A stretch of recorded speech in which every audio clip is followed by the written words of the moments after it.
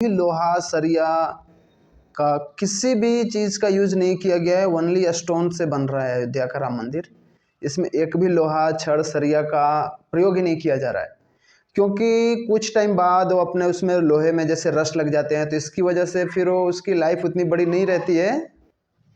इसलिए राम मंदिर को कम से कम हजारों वर्षों तक उसको रहना है, इसलिए उसमें एक भी लोहा या सरिया का यूज नहीं किया गया है।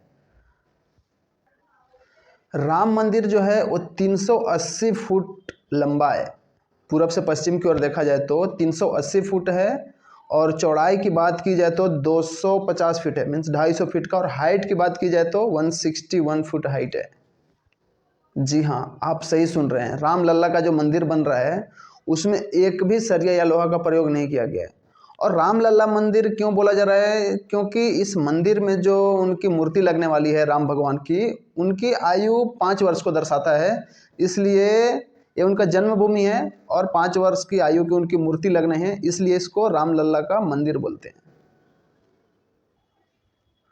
राम मंदिर की बात की जाए तो राम मंदिर परंपरागत नागर शैली में बनी है, जो उत्तर भारत की सबसे बड़ी एक शैली है। उत्तर भारत में अधिकतम देखा जाए तो नागर शैली में ही मंदिर बनी हुई है।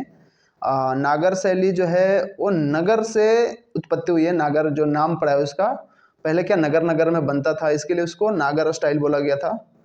तो नागर स्टाइल में ये मंदिर बन रहा है। राम जन्मभूमि के ट्रस्ट के जो महासचिव हैं श्री चंपत राय जी, उन्होंने बोला है कि एक भी सरिया और लोहे का यूज नहीं करने से मंदिर हजारों साल तक कुछ नहीं होने वाला, एज इट इज ही रहेगी। ये भी उन्होंने एक पुष्टि की है।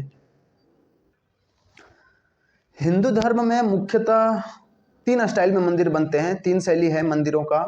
एक है नागर शैली, उसके बाद है द्रविड़ शैली, तीसरा है वेसर शैली। जो नागर शैली है वो उत्तर भारत की शैली है, और जो द्रविड़ शैली है वो दक्षिण भारत की है। और दक्षिण और उत्तर को जस्ट बीच में ईस्ट के क्षेत्र की बात की जाए तो उस क्षेत्र में वेसर शैली का प्रयोग किया जाता है।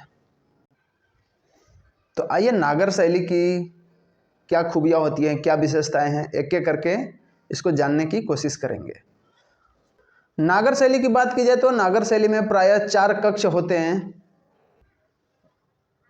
पहले जिस मंडप में एंटर करेंगे उसको अर्ध मंडप कहते हैं। उसके बाद फिर ये जो सेकंड वाला दिख रहा है, ये फर्स्ट वाला तो अर्ध मंडप हो गया, और सेकंड वाला है जो ब्लिंक कर रहा है, इसको बोलते हैं मंडप, अर्ध मंडप, सेकंड वाला मंडप।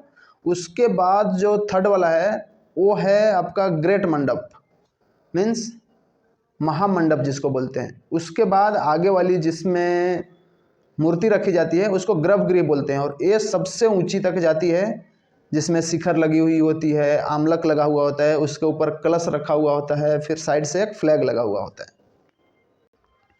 नागर शैली की बात की जाए तो ये उत्तर भारत की शैली है, और उत्तर भारत की शैली में उत्तर भारत में पानी की कोई कमी है नहीं, इसलिए मंदिरों में जलाशय का या झील झरने का ऐसा कुछ प्रोविज़न नहीं होता है।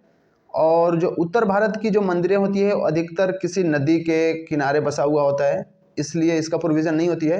ये द्रविड़ शैली की बात की जाए जो साउथ में होती है, उसमें अंदर में आपको जलाशय जरूर मिलेंगे। और एक और बात देखी जाती है, जो नागर शैली की जो मंदिर बनती है इसमें बाउंड्री का कोई प्रोविज़न नहीं होता है, बाउंड्री नहीं होते हैं इसमें। हाँ, ऐसे खुले में होते हैं और मंदिर बने हुए होते हैं, बस आप जाओ दर्शन करो।